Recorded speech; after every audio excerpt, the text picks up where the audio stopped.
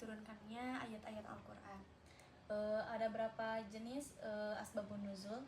Ada 2 jenis, yaitu yang pertama ada khos dan juga ada am. Kalau khos itu dikarenakan ayat-ayat tersebut tuh memiliki sebab-sebab tertentu. Contohnya adalah surat Al-Mujadalah ayat 1. Untuk yang kedua yaitu am, itu di Assalamualaikum warahmatullahi wabarakatuh. Perkenalkan, nama saya Soko Hoiria dengan NIM 12480100038. Saya dari kelas B dan saya di sini akan memenuhi tugas ujian akhir semester mata kuliah Ulumul Quran dengan menjelaskan materi asbabun nuzul ayat-ayat Al-Quran. Selamat mendengarkan. Oke, langsung aja kita bahas materinya. Yang pertama tentang pengertian asbabun nuzul. Asbabun nuzul berasal dari bahasa Arab, yaitu asbab yang artinya sebab-sebab dan nuzul yaitu turun atau wahyu. Secara istilah, asbabun nuzul merujuk pada peristiwa-peristiwa atau kondisi tertentu yang menjadi latar belakang turunnya satu ayat atau beberapa ayat Al-Quran.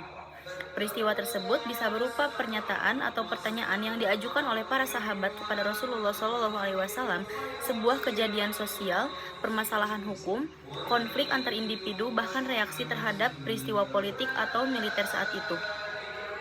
Al-Quran tidak diturunkan sekaligus, melainkan secara bertahap selama 22 tahun, 2 bulan, dan 22 hari. Itu tapi menurut sebagian mayoritas ulama. Dan turunnya ayat seringkali berkaitan erat dengan situasi nyata yang dihadapi oleh umat Islam saat itu. Maka memahami konteks ini penting karena penafsiran terhadap ayat tidak bersifat kaku, ahistoris, atau bahkan menyimpang dari maksud asal.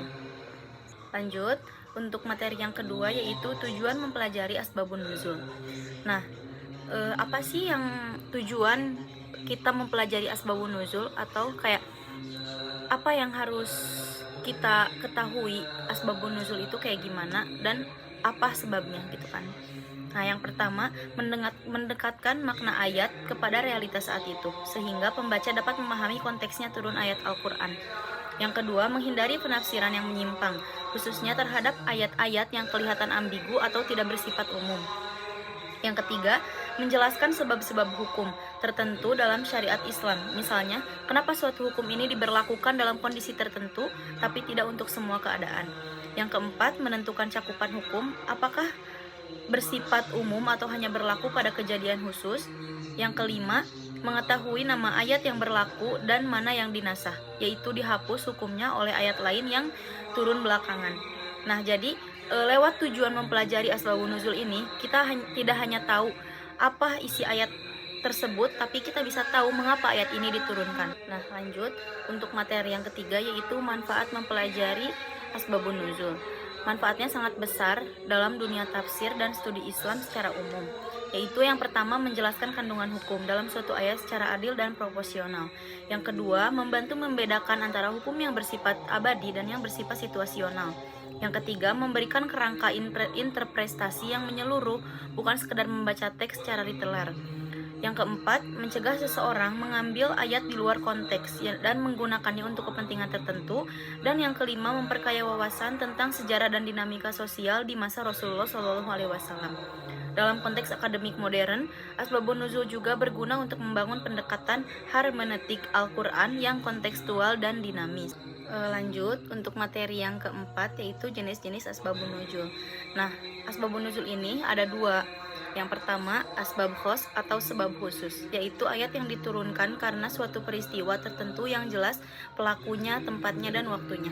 Seperti dalam Quran surat Al-Mujadalah ayat 1 yang berbunyi, A'udzu billahi minasyaitonir rajim. Bismillahirrahmanirrahim.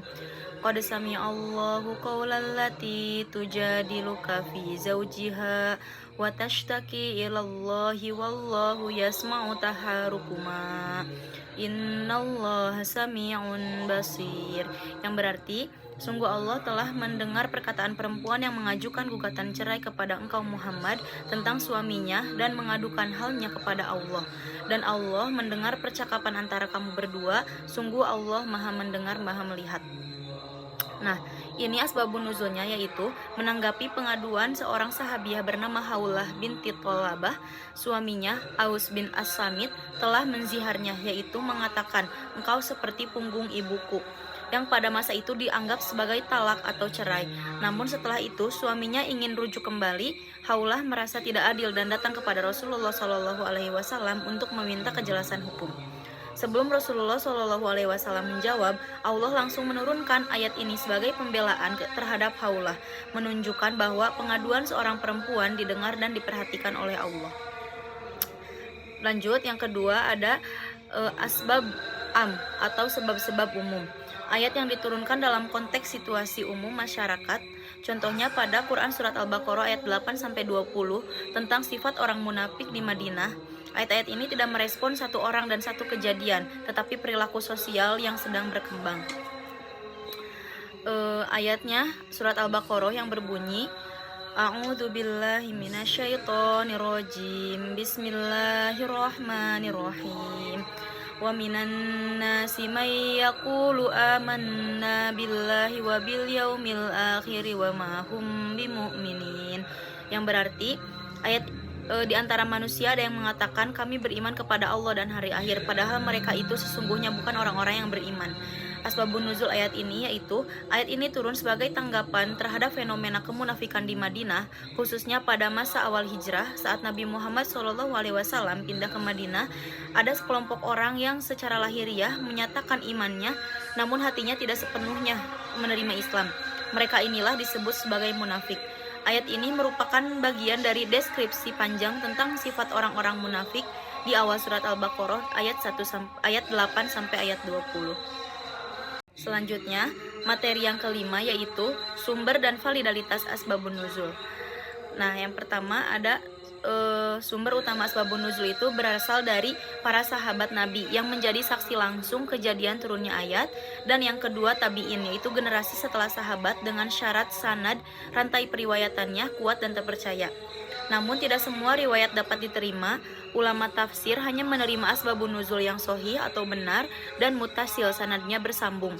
Riwayat yang lemah atau doif atau tidak memiliki bukti yang kuat itu ditolak karena dikhawatirkan merusak makna ayat.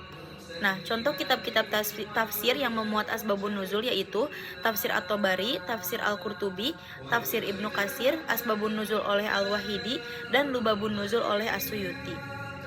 Nah, lanjut materi yang keenam yaitu metodologi pengumpulan asbabun nuzul. Pengumpulan asbabun nuzul dilakukan melalui pendekatan riwayah, yaitu melalui hadis dan asar, perkataan para sahabat. Para ulama tafsir memeriksa keabsahan sanad, kesesuaian konteks riwayat dengan isi ayat, dan kesesuaian kronologi. Metode ini menurut ketelitian tinggi agar tidak sembarang peristiwa dikaitkan dengan turunnya ayat. Dalam konteks akademik dan dunia kontemporer, metode ini disebut sebagai pendekatan historis faktual terhadap Al-Quran. Nah, lanjut pada materi yang ketujuh yaitu contoh ayat Al-Quran yang populer dan asbabun nuzulnya. Yang pertama ada Quran Surat Al-Anfal ayat 1 yang berbunyi, A'udzubillahi minasyaitonirrajim. Bismillahirrahmanirrahim. Yas'alunaka 'anil anfal, qulil anfalu lillahi war rasul, fattaqullaha wa aslihu dzata bainikum wa atii'ullaha wa rasulahu in kuntum mu'minin. Yang berarti mereka menanyakan kepadamu Muhammad tentang pembagian harta rampasan perang ghanimah. Katakanlah, harta rampasan perang itu milik Allah dan Rasul, maka bertakwalah kepada Allah dan Rasul, dan perbaikilah hubungan di antara kamu, dan taatilah Allah dan Rasulnya jika kamu orang-orang yang beriman. Asbabun nuzulnya yaitu ayat ini diturunkan setelah perang Badar ketika para sahabat berbeda pendapat soal pembagian harta rampasan perang, yaitu Al-Anfal. Sebagian mengklaim berhak karena ikut bertempur, dan sebagian karena menjaga pasukan, dan sebagian lainnya karena memimpin strategi. Perbedaan ini memicu ketegangan. Tapi kemudian Allah Subhanahu wa Ta'ala menurunkan ayat ini sebagai penegasan bahwa keputusan akhir ada di tangan Allah dan Rasul-Nya, bukan semata-mata pembagian teknis duniawi. Yang kedua, Quran Surat Al-Baqarah ayat 189 yang berbunyi, A'udzubillahi minasyaitonirrajim. Bismillahirrahmanirrahim. yas'alunaka 'anil ahillah qul hiya mawaqitu lin-nasi wal hajj walaysa birru bi an ta'tul buyuta min tuhuriha walakinnal birra manittaqa wa atul buyuta min abwabiha wattaqullaha la'allakum tuflihun, yang berarti mereka menanyakan kepadamu Muhammad tentang bulan sabit. Katakanlah itu adalah petunjuk waktu bagi manusia dan ibadah haji. Bukankah kewajiban memasuki rumah dari belakang, tetapi kebajikan adalah orang yang bertakwa. Masuklah ke rumah melalui pintu-pintunya dan bertakwalah kepada Allah agar kamu beruntung. Asbabun nuzulnya, ayat ini diturunkan ketika sekelompok sahabat bertanya kepada Nabi tentang perubahan bentuk bulan sabit atau al-ahillah. Mereka ingin tahu mengapa bulan sabit berubah bentuk, apakah ada rahasia atau makna tertentu di baliknya. Allah menjawab bahwa bulan itu bukan tanpa tujuan, melainkan sebagai penunjuk waktu bagi manusia, terutama dalam urusan ibadah seperti puasa, zakat, dan haji. Adapun frasa masuk rumah dari belakang adalah tradisi jahiliyah saat ihram. Orang-orang menganggap itu tanda kesolehan, maka Allah menegaskan bahwa ketaatan dan ketakwaan lebih penting daripada ritual simbolis yang tidak berdasar. Nah, selanjutnya yaitu Quran Surat At-Taubah ayat 103 yang berbunyi A'udzubillahi minasyaitonirrajim. Bismillahirrahmanirrahim.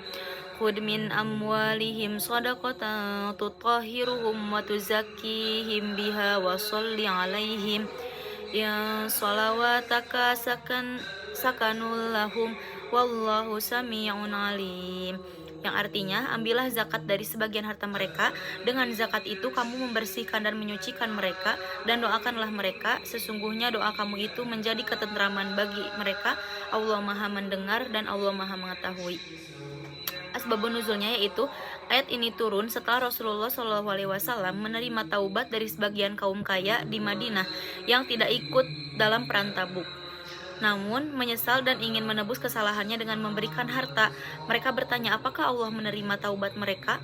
Allah pun menurunkan ayat ini yang memerintahkan Nabi untuk menerima zakat dari mereka sebagai bentuk pensucian dan pembuktian taubat.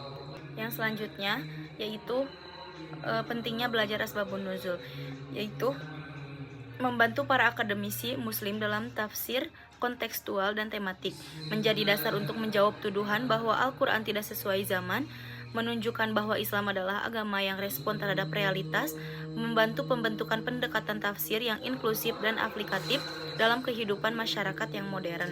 Yang selanjutnya itu kesimpulan. Nah, dari seluruh pembahasan dari poin 1 sampai terakhir, dapat disimpulkan bahwa asbabun nuzul adalah ilmu fundamental dalam kajian tafsir Al-Quran. Ilmu ini membuka wawasan kita bahwa ayat-ayat Al-Quran bukan hanya teks suci, tetapi juga respon atau realitas sosial dan historis. Dengan memahami asbabun nuzul, kita dapat membaca Al-Quran secara cerdas, adil, dan kontekstual, serta menjadikannya petunjuk yang benar-benar membimbing kehidupan kita sehari-hari. Sekian video dari saya yang menjelaskan tentang asbabun nuzul ayat-ayat Al-Quran. Semoga ilmunya bermanfaat bagi saya dan bagi yang mendengarnya, dan semoga video ini dapat memenuhi nilai ujian akhir semester mata kuliah Ulumul Quran.